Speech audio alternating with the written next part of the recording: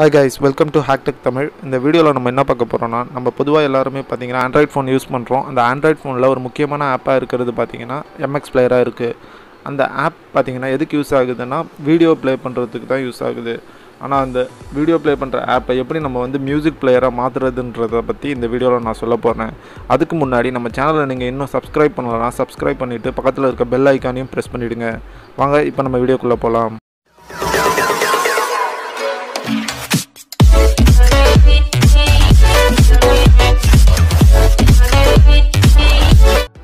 இப்போது உங்கள் ஃபோனில் இருக்கிற எம்எக்ஸ் பிளேயரை ஓப்பன் பண்ணிக்கிட்டிங்கன்னா அதோட இன்டர்ஃபேஸ் இப்படி தான் இருக்கும்.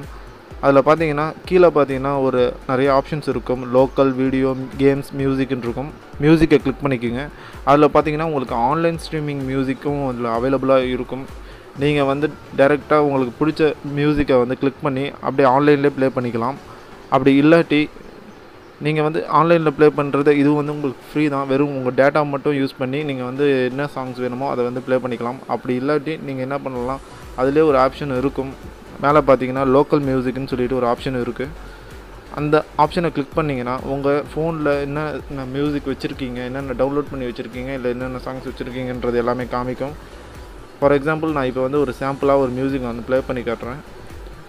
ஜஸ்ட் இப்படி கிளிக் பண்ணிங்கன்னா அந்த சாங்கும் ப்ளே ஆக ஆரம்பிச்சிடும். நீங்கள் மினிமைஸ் பண்ணிவிட்டு ஸ்க்ரோல் பண்ணி பார்த்தீங்கன்னா உங்களுக்கு அதிலே மேலேயே காமிக்கும்.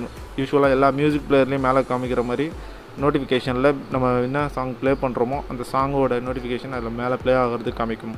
இந்த வீடியோ உங்களுக்கு பிடிச்சிருந்ததுன்னா இந்த வீடியோக்கு ஒரு லைக் கொடுங்க, கமெண்ட் பண்ணுங்கள், ஷேர் பண்ணுங்கள். மறக்காமல் நம்ம சேனலை சப்ஸ்கிரைப் பண்ணிவிடுங்க.